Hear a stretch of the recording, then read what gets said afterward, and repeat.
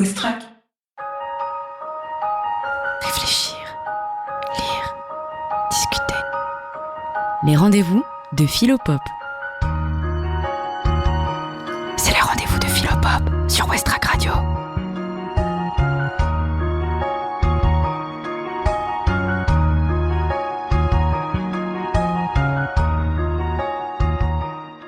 Bonjour à tous. Je voudrais vous parler aujourd'hui de la mauvaise foi et vous présenter à son propos la réflexion du philosophe Jean-Paul Sartre dans un des chapitres de sa première grande œuvre philosophique, L'être et le néant, paru la première fois en 1943. Mais d'abord, que dit-on ordinairement de la mauvaise foi ? Quand dit-on d'un homme qu'il est de mauvaise foi ? Alors j'ai d'abord envie de répondre par une boutade. Que l'homme de mauvaise foi, ce n'est jamais moi, mais c'est toujours l'autre. Et à quoi voit-on que l'autre est de mauvaise foi ? À ce que son comportement sonne faux, à ce qu'il trahit une certaine duplicité. La mauvaise foi est assimilée à une forme de tromperie. Elle est synonyme de mensonge. Un exemple pour l'illustrer. Celui qui a commis une faute est de mauvaise foi lorsqu'il nie l'évidence de son tort et cherche à échapper à sa responsabilité en invoquant des circonstances fâcheuses, indépendantes de sa volonté, ou même en allant jusqu'à inverser la culpabilité en chargeant sa victime. S'il a heurté violemment la voiture qui se trouvait devant lui, ce n'est pas parce qu'il conduisait trop vite, c'est parce que sa victime roulait trop lentement. Nous pensons volontiers que la personne que nous jugeons de mauvaise foi, c'est que ce qu'elle dit est faux, et que par opposition, une personne de bonne foi croit en la véracité de ce qu'elle dit. Ainsi, est de mauvaise foi celui qui tente de nous convaincre par des raisons auxquelles lui-même ne croit pas. La mauvaise foi nous apparaît donc comme une attitude malhonnête, dirigée contre ceux que l'homme de mauvaise foi veut abuser. Il nous semble qu'en insistant auprès de lui, en lui exhibant sa duplicité, il est possible de lui faire admettre à la longue qu'il est de mauvaise foi, et que s'il persiste, c'est vraiment par une obstination déplorable. Telle est l'idée que nous avons ordinairement de la mauvaise foi, qui au fond ne la distingue pas vraiment du mensonge. Mais pour Sartre, la mauvaise foi est une conduite plus profonde. Elle ne consiste pas à faire preuve de duplicité devant les autres, elle consiste plus profondément à se faire croire à soi-même ce que l'on sait être faux. Et en cela, elle est une conduite étrange et énigmatique. Ainsi, la mauvaise foi n'est pas simplement mensonge adressé à autrui, mais mensonge à soi. L'homme de mauvaise foi croit à ce qu'il dit. La mauvaise foi est une foi. C'est une croyance qui affecte l'homme de mauvaise foi.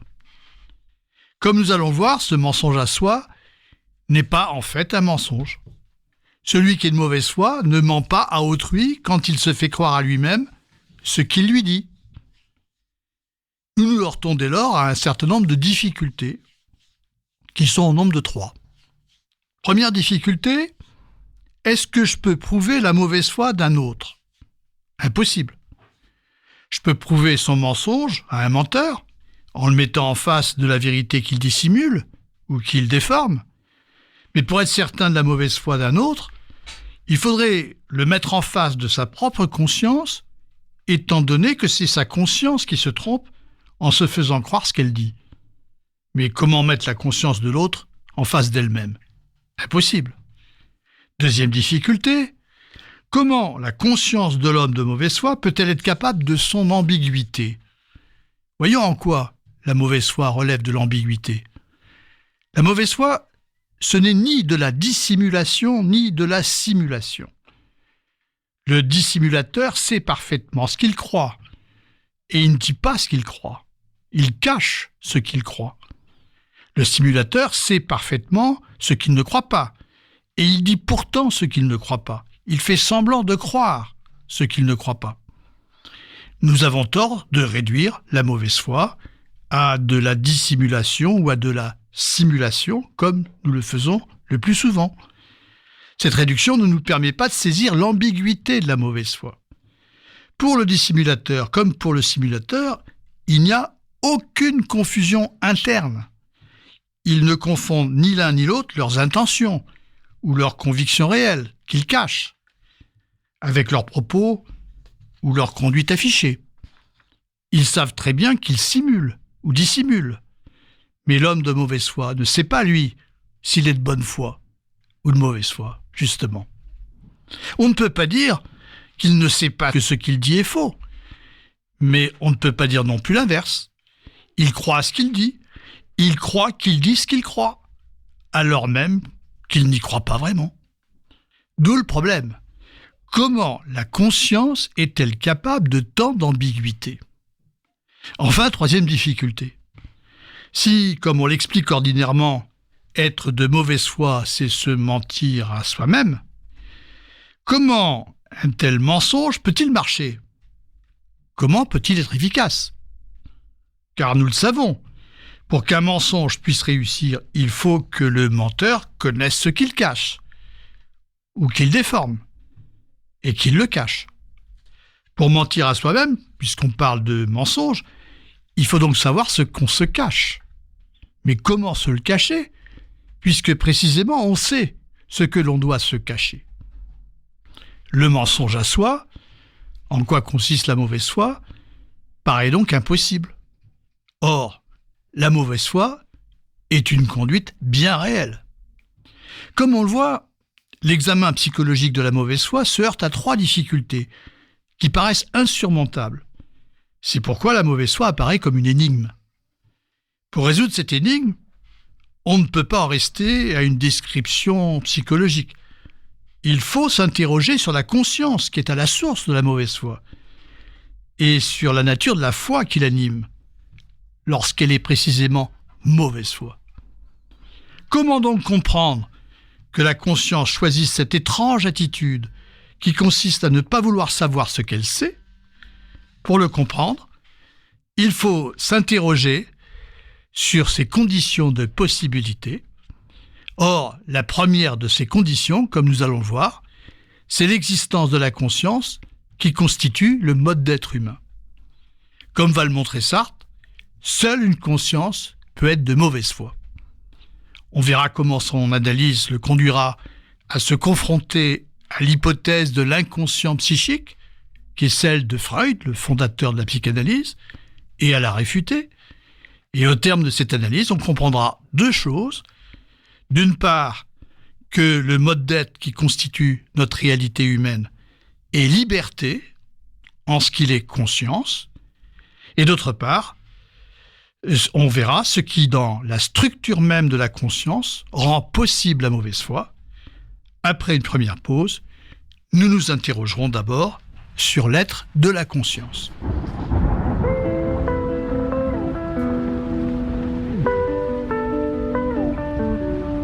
Accrochés à des peut-être, on s'est menti dans nos promesses. Vaste dans nos idées, rien n'est clair, rien ne progresse. Retour en arrière à des années tout le temps lumière. Nous deux c'était beau, pourquoi nos flammes sont-elles devenues modestes? Si fort, sans effort. Si fort, sans effort. Accrochés à des branches, on s'était dit qu'on vivrait ensemble. Agacés d'être dans la même pièce, on dort même plus dans la même chambre. On parlait tout d'avoir des enfants, qu'on ferait pas tout comme nos parents, qu'on serait beaux les cheveux blancs. On s'était dit qu'on ferait jamais semblant. Si fort, sans effort. Si fort, sans effort. Regarde-nous là, au bord de la falaise. Regarde-nous là, au bord de la falaise. Est-ce qu'on s'aime, est-ce qu'on s'aime plus? Est-ce qu'on se manque ou juste l'habitude? On freine, on est perdu, est-ce que c'est la fin ou que le début? On veut rester nous sans amertume, sans les questions qui nous parfument.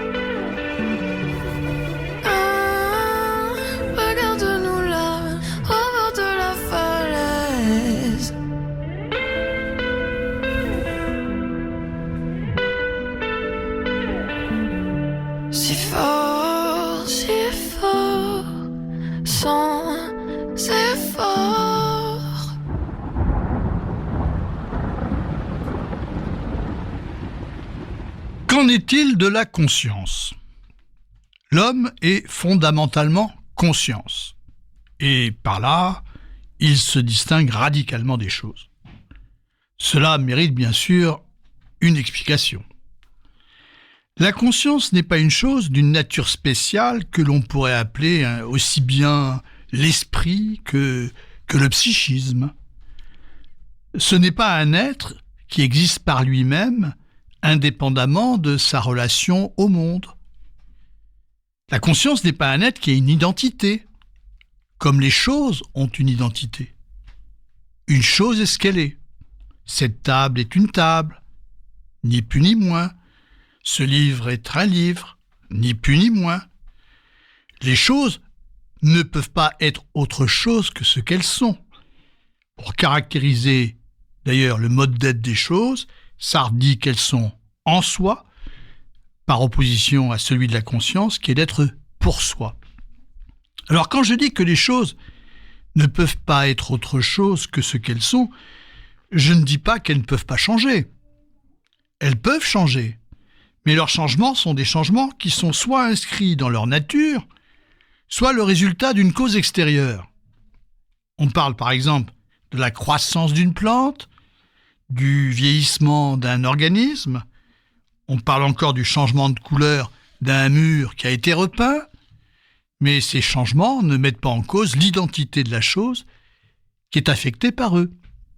Or, contrairement aux choses, la conscience se caractérise par le fait paradoxal qu'elle n'est pas identique à elle-même, en ce qu'elle se rapporte toujours à autre chose qu'elle, en ce qu'elle est ainsi toujours conscience de quelque chose. Cela signifie qu'elle n'est pas un être enfermé en soi, qu'elle n'est pas une chose comme un psychisme qui contiendrait à l'intérieur de lui, à la manière d'une boîte, des idées et des représentations. Elle n'est pas une intériorité, elle n'est pas une chose dans la mesure où elle est avant tout un rapport aux choses. Et en même temps, elle n'existe pas sans ce rapport à quelque chose dont elle se fait conscience. La conscience est ainsi ce mouvement vers quelque chose qu'elle appréhende comme extérieur à elle. Quelques exemples pour l'illustrer. La conscience est par exemple conscience de cet arbre, quand elle perçoit cet arbre. Elle est imagination d'un fantôme quand elle imagine un fantôme. Ou encore souvenir de la maison où j'ai vécu enfant, quand je me souviens de cette maison. Ou encore opération intellectuelle d'une addition, quand je fais une addition. Dans tous ces exemples, la conscience est présente à elle-même comme activité de se rapporter à autre chose qu'elle. Un arbre, un fantôme, la maison d'autrefois, ou une addition. Encore une fois, seule la conscience n'existe pas. Elle n'existe que par son rapport à l'objet qu'elle vise, quel que soit cet objet, qu'il soit réel ou irréel, qu'il soit une chose matérielle ou une idée. Ainsi, en tant qu'il est une conscience, l'homme n'existe pas à la manière des choses. D'ailleurs, si on se rappelle l'étymologie du verbe « exister », qui vient du latin « ex sistere », qui signifie littéralement « se tenir hors de soi », eh bien, si on s'en tient à l'étymologie du verbe « exister », on devrait dire que seul l'homme existe, en ce qu'il se projette par sa conscience au dehors de lui-même, en ce qu'il se rapporte au monde. Et on devrait dire plutôt des choses qu'elles subsistent, au sens où elles demeurent ce qu'elles sont, au sens où elles sont enfermées dans leur être, où leur identité est immuable. Comme la conscience n'est pas un être, à la manière dont une chose est une chose, mais un perpétuel mouvement vers autre chose qu'elle, eh bien sa définition ne peut être que paradoxale. Elle est, dit Sartre, je le cite, « l'être qui est ce qu'il n'est pas et n'est pas ce qu'il est. L'être qui est ce qu'il n'est pas et n'est pas ce qu'il est. » Alors c'est là une formule qui peut prêter à sourire, Mais ce n'est pas un jeu de mots. Pour en mesurer la pertinence, je reprends un exemple. Quand je perçois un arbre, ma conscience est conscience de cet arbre. Elle existe comme conscience de l'arbre qu'elle vise. En ce sens, elle est ce qu'elle n'est pas. Et en même temps, elle n'est pas cet arbre, elle s'en distingue. Elle le fait apparaître comme n'étant pas elle, comme extérieur à elle. Ainsi, dans la perception d'un arbre, la conscience est à la fois cet arbre qu'elle vise, elle est ce qu'elle n'est pas, et elle n'est pas cet arbre en le faisant apparaître comme n'étant pas elle. Cette analyse n'est pas seulement valable pour les objets du monde extérieur, elle s'applique aussi à cet objet que j'appelle moi, cet être que vise ma conscience lorsqu'elle se réfléchit. On retrouve alors le même paradoxe. La conscience que j'ai de moi fait que je ne peux pas dire que je suis moi. Elle fait que paradoxalement, je suis moi et je ne suis pas moi. À la fois, je suis ce moi dont j'ai conscience et je m'en distingue en le posant comme un être extérieur à ma conscience. Ainsi, paradoxalement, je suis toujours plus et autre que ce que je suis. La conscience fait que je ne peux pas me réduire à ce moi dont j'ai conscience. Bien sûr, j'ai un être. J'ai, comme on dit, une identité. Je suis de tel sexe, j'ai tel âge, j'ai telle profession, je suis français ou étranger, je suis ceci ou cela. Mais ce que je suis, je ne le suis pas au sens où cette table est une table et n'est pas une chaise. En visant ce que je suis, je ne suis pas enfermé dans ce que je suis. Je m'apparais comme pouvant être autre chose que ce que je suis. Mon identité n'est pas une donnée figée. Je peux m'y rapporter de plusieurs manières, et c'est ma conscience qui lui donne sens. Ainsi, ce qui est essentiel à l'homme, ce n'est pas d'être ceci ou cela, c'est de pouvoir être ceci plutôt que cela, et de pouvoir être ceci de telle manière plutôt que de telle autre. On voit par là que par la conscience, l'homme est un être qui ne peut jamais coïncider avec son être. Il est cet être qui, n'étant pas ce qu'il est, se projette toujours au-delà de lui-même et qui a ainsi perpétuellement à être. Et loin d'être un échec, cette impossible coïncidence avec son être, ce décalage permanent avec son être, eh bien cette impossible coïncidence avec son être ouvre à l'homme un avenir. Cette impossible coïncidence avec son être, c'est précisément la liberté. La liberté n'est rien d'autre que cette activité de la conscience qui porte l'homme à nier l'être qu'il est pour se projeter vers autre chose. Ainsi comprise, la liberté n'est pas une simple propriété de l'homme, elle ne désigne pas la simple capacité qu'aurait sa volonté de se déterminer. Elle est plus profondément, plus radicalement, ce qui constitue la réalité humaine. Ou pour le dire comme Sartre, elle est l'étoffe de son être. Alors, l'analyse que nous avons faite de la conscience va nous permettre d'éclairer la mauvaise foi. La mauvaise foi est possible du fait de la structure paradoxale de la conscience, qui est, comme on l'a vu, cet être qui est ce qu'il n'est pas et n'est pas ce qu'il est. Ainsi, du fait de notre conscience, notre existence a inséparablement une double dimension. Pour employer les termes de Sartre, elle est à la fois facticité et transcendance. Que ces mots ne vous effraient pas, c'est simple. Comme on l'a vu, la conscience est une activité qui n'est rien en elle-même.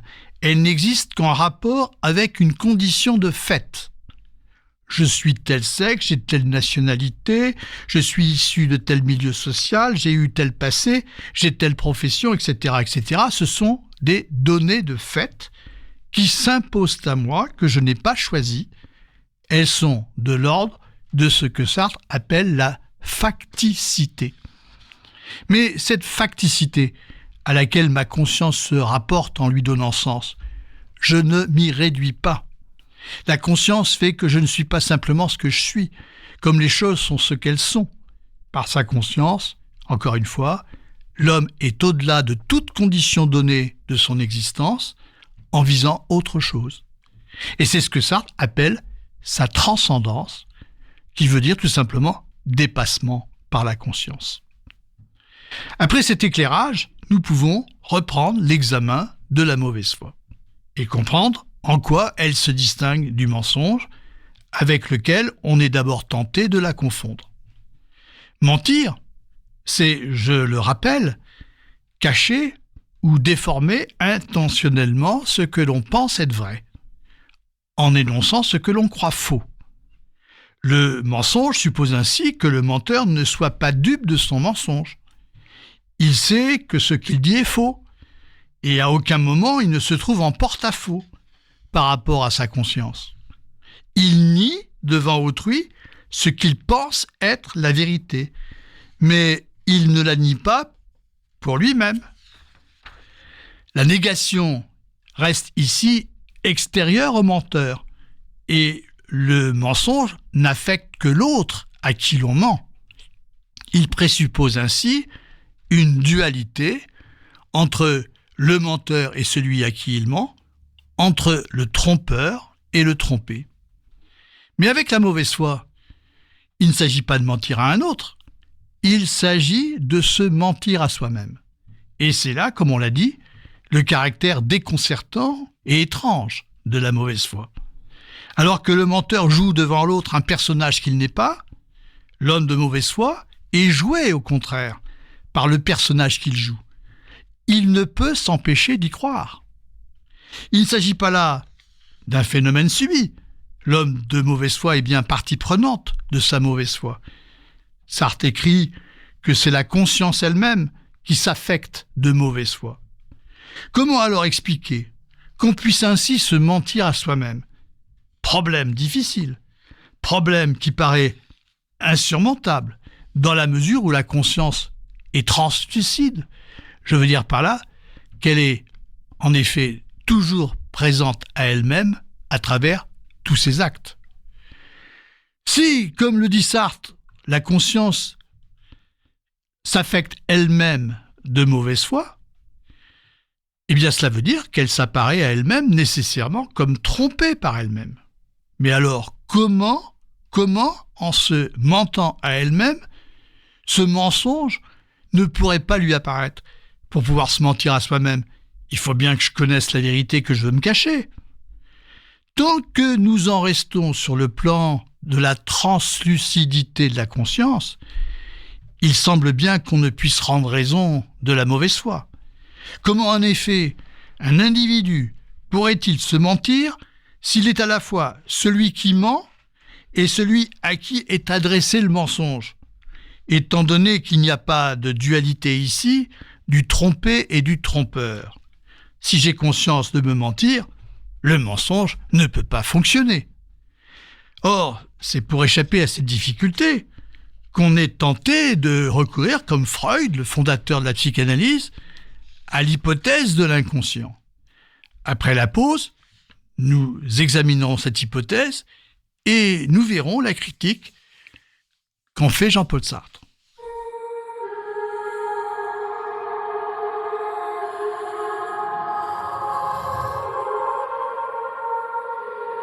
Ça résonne et ça sonne faux, une distorsion dans mes os, silencieusement qui se glisse, s'éternise dans ma matrice. Petit corps sera grand demain, pour l'instant, je me dédouane. Je reste loin pour le moment. Petit corps demain aura faim. Je croise les doigts. Petit corps. 1, 2, 3. Je laisse mes os dans les mains des autres pour qu'ils les aiment à ma place. Une envie qui me dépasse à chaque fois qu'ils m'enlacent. Pareil quand ils m'embrassent, moins je pense et moins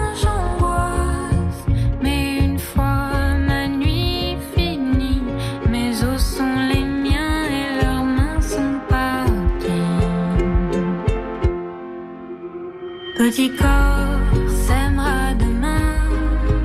Pour l'instant, je délègue et j'observe de loin. Pour le moment, petit corps demain suffira. Enfin, je croise les doigts. Petit corps,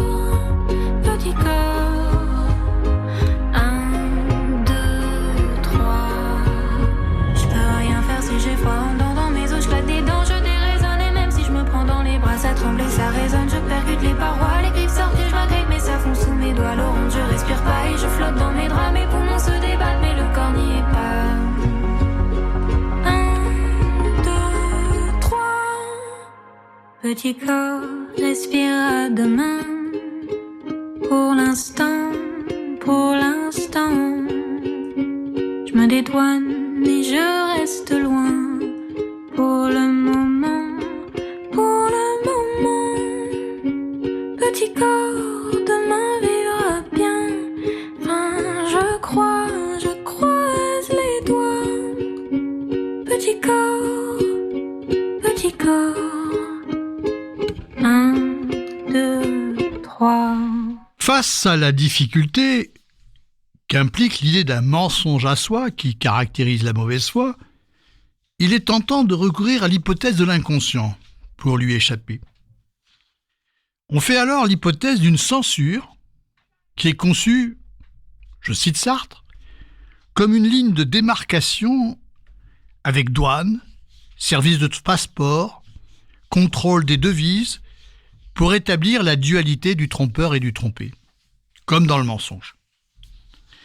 C'est cette censure qui empêche les représentations inconscientes de pénétrer dans la conscience ou qui ne les laisse passer qu'au prix d'un déguisement qui les rend méconnaissables à la conscience, selon des mécanismes de déformation que Freud met à jour dans son grand livre sur l'interprétation des rêves, comme les mécanismes de déplacement ou de condensation. Ainsi, des faits psychiques, comme des phobies, comme des rêves, des lapsus, des actes manqués, se manifestent à la conscience sans être produits par la conscience, selon Freud. Et selon Freud, leur cause se trouve en dehors de la conscience, dans la vie inconsciente du psychisme. En conséquence, le sujet est placé devant ces phénomènes, je cite Sartre, comme le trompé devant les conduites du trompeur. Fin de citation.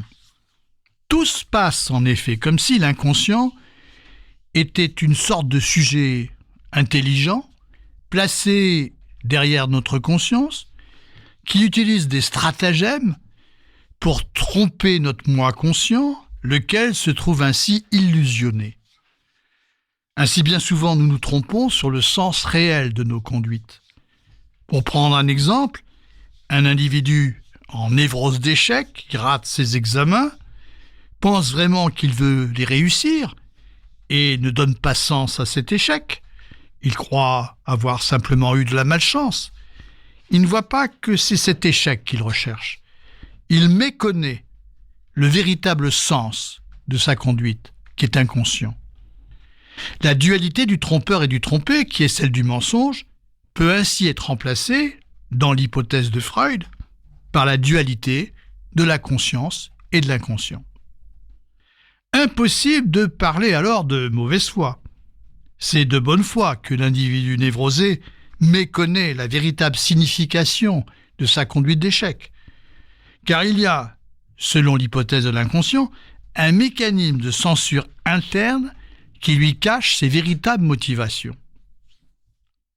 Et que le sujet ne veuille pas voir le contenu inconscient, le sens réel de ses actes, c'est ce dont témoigne le processus de la cure psychanalytique, où le patient oppose une résistance au moment où il approche de la vérité d'un désir refoulé, de l'émergence d'un désir refoulé. Pour la psychanalyse, cette résistance n'a rien de volontaire. Elle est l'expression de la censure qui s'exerce en lui à son insu et qui seule est en mesure d'exclure une tendance qu'il s'agit de refouler et d'empêcher d'accéder à la conscience. Mais pour Sartre, cette idée de censure a quelque chose de contradictoire. Et c'est sur elle que porte la réfutation qu'il fait de l'hypothèse de l'inconscient. C'est une idée contradictoire car il faut considérer que pour appliquer son activité avec discernement, la censure doit connaître ce qu'elle refoule. Elle doit en effet choisir ce qu'elle refoule. Et pour choisir, elle doit se le représenter. Or, si la censure est un mécanisme inconscient, comment se fait-il que ce mécanisme choisisse entre les tendances qui peuvent être satisfaites et celles qui doivent être refoulées? S'il s'agissait vraiment d'un mécanisme inconscient, la censure ne pourrait pas reconnaître et discerner les tendances qu'elle doit refouler. Ou alors, si elle les reconnaît, c'est bien que la censure n'est rien d'un mécanisme inconscient, c'est bien qu'elle ait conscience de ce qu'elle censure et qu'elle ait conscience d'être censure. Et si la censure est consciente d'elle-même, elle n'est rien d'autre alors que ce que Sartre appelle la mauvaise foi. Dès lors qu'on ne peut plus supposer d'inconscient qui se trouverait derrière la conscience, il y a seulement la conscience. Une conscience qui peut se mettre en porte-à-faux avec elle-même et peut se dissimuler à elle-même ce qu'elle sait. Sartre exclut ainsi l'idée d'un inconscient qui serait comme une chose en moi, me conditionnant sans que je le sache, une cause en moi qui détermine de l'extérieur et à mon insu mes conduites. Il récuse cette conception du psychisme que présuppose la thèse de l'inconscient, qui revient à se le représenter comme une chose. Or, la nature du psychisme n'est pas d'être comme une chose, il est de se projeter. La conscience n'est pas comme une chose déterminée par des causes, parce qu'elle est avant tout rapport aux choses qui leur donnent sens. Et c'est en cela que l'homme est fondamentalement libre, foncièrement libre en son être. Que la conscience soit présente à elle à travers tous ses actes, qu'elle soit translucide, ne signifie pas pour autant qu'elle soit incapable d'une forme de méconnaissance à l'égard d'elle-même. Mais celle-ci n'est pas le résultat d'une force inconsciente. Elle est mauvaise foi. Et la mauvaise foi n'est pas un processus indépendant de la conscience. Elle procède de sa liberté, elle est une conduite par laquelle notre liberté se dissimule librement à elle-même. La liberté se nie en se faisant croire qu'elle est une chose. L'homme de mauvaise foi se fait croire qu'il a un être, comme les choses ont un être. Dès lors, la question est de savoir comment la conscience recèle en elle-même la possibilité de se duper en le sachant et en se faisant dupe de son propre mensonge. Comme le demande Sartre, que doit être l'homme en son être s'il doit pouvoir être de mauvaise foi?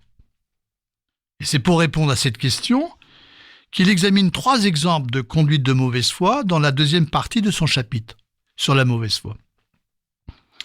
Celui d'une jeune coquette qui se rend à son premier rendez-vous avec un homme et se trouve exposé au désir de son partenaire, celui d'un garçon de café exposé au regard de ses clients, et celui d'un homosexuel honteux d'être homosexuel dans une société où règne l'homophobie. Dans tous ces exemples, on voit que la mauvaise foi est une conduite défensive, où les personnes sont en proie à l'angoisse et se trouvent dans une situation difficile par rapport à autrui. Non que cette conduite défensive soit réfléchie et délibérée, au contraire. Elle est adoptée spontanément, de manière irréfléchie, pour échapper à la situation, en se mentant à soi-même. Prenons l'exemple de l'homosexuel, qui se culpabilise d'être homosexuel et qui cherche à se disculper aux yeux d'autrui, en se faisant croire qu'il n'est pas homosexuel. Il ne se reconnaît pas comme tel il ne se reconnaît pas à travers le jugement qu'ont de lui les autres, qui se base sur l'observation des aventures homosexuelles qu'il a eues. Il dit et il se fait croire qu'il n'est pas homosexuel, et en un sens, il dit vrai, puisque l'homme, qu'il soit homosexuel ou hétérosexuel, n'est jamais vraiment ce qu'il est. Il n'est jamais réductible à une identité. Il est toujours possible que cet homosexuel ait plus tard d'autres aventures qui affirmeront son identité sexuelle. Toutefois, il est de mauvaise foi, dans la mesure où il affirme qu'il n'est pas homosexuel, au sens où on dit de cette tasse qu'elle n'est pas un encrier, comme si son identité sexuelle était définie une fois pour toutes. Pour reprendre les termes de Sartre, sa mauvaise foi consiste à invoquer sa transcendance en niant sa facticité. Sa transcendance, je le rappelle, désigne le fait que par sa conscience, l'homme n'est jamais réductible à ce qu'il est, et sa facticité désigne sa condition de fait. Il se trouve que cet homme est considéré comme homosexuel par les autres, car ils ont observé qu'il avait eu des aventures homosexuelles. Ainsi, dans cet exemple, l'homosexuel se ment à lui-même en se faisant croire qu'il n'est pas du tout ce qu'il est, qu'il n'est pas du tout homosexuel, et parce qu'un homme n'est jamais hétérosexuel ou homosexuel sur le mode d'une chose qui est ce qu'elle est, eh bien il est toujours possible à l'homosexuel de notre exemple de se masquer sa propre homosexualité et de soutenir qu'il n'est pas homosexuel. S'il est possible de fuir ainsi ce qu'on est en prétendant n'être pas ce qu'on est, c'est bien en raison de la structure ambiguë de l'existence humaine qui est à la fois et inséparablement facticité et transcendance. Comme le souligne Sartre, si la mauvaise foi est possible, je le cite, c'est que justement, il n'y a pas de différence si tranchée entre être et n'être pas, lorsqu'il s'agit de mon être. En d'autres termes, la mauvaise foi nous dévoile l'être paradoxal de la conscience qui n'est pas un être, mais qui est un être, je reprends la formule, mais qui est un être qui est ce qu'il n'est pas et n'est pas ce qu'il est.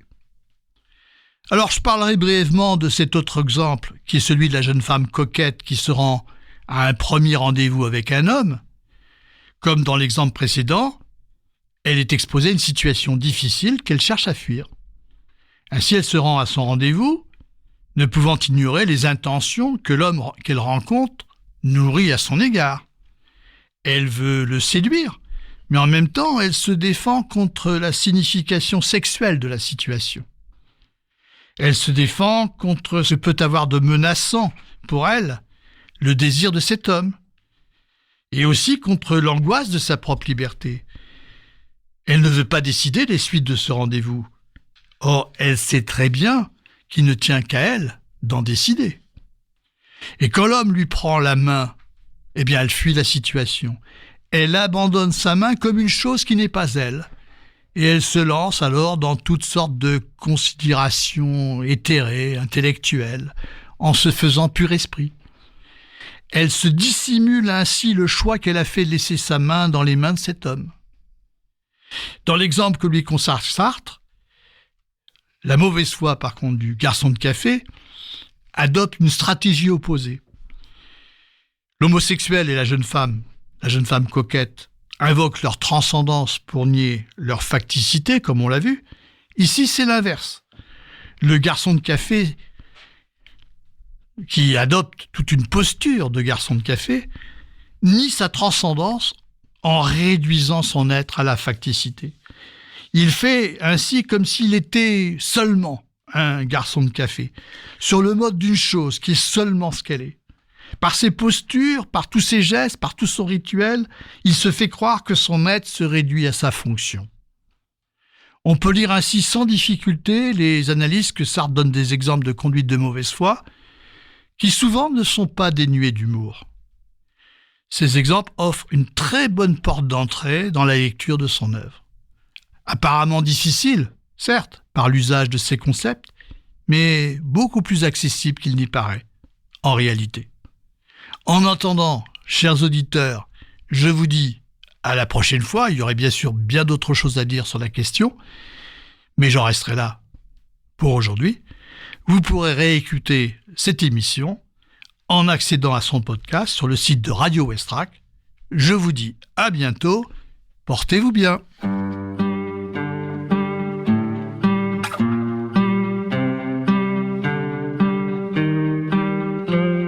I'm driving your car with you, sleeping in the seat next to me like a baby.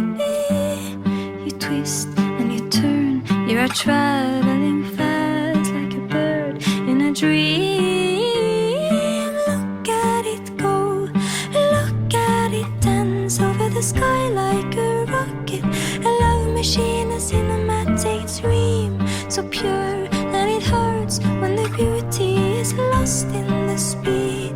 'Cause everything matters to me. To me, to me, to me, to me, to me. You're a part of the dawn where the light comes from the dark. You're a part of the morning and everything matters. So we are an atom and a star. You're a part of the movement and everything matters. To me, to me, to me, to me.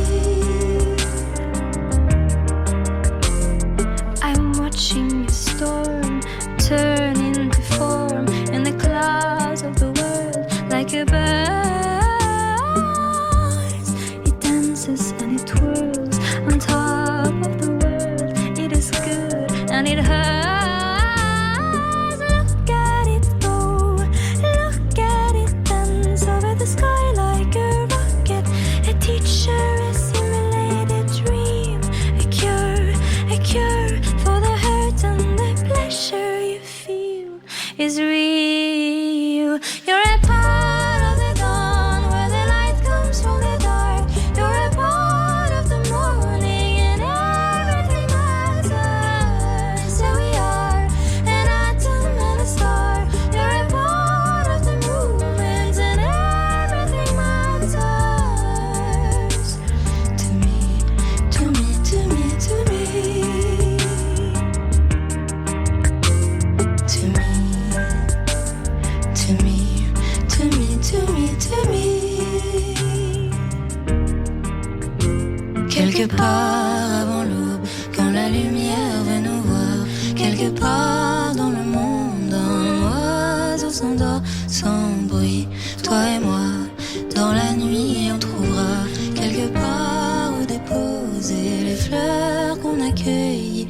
Part avant l'aube, quand la lumière veut nous voir, quelque part dans le monde, un oiseau s'endort sans bruit.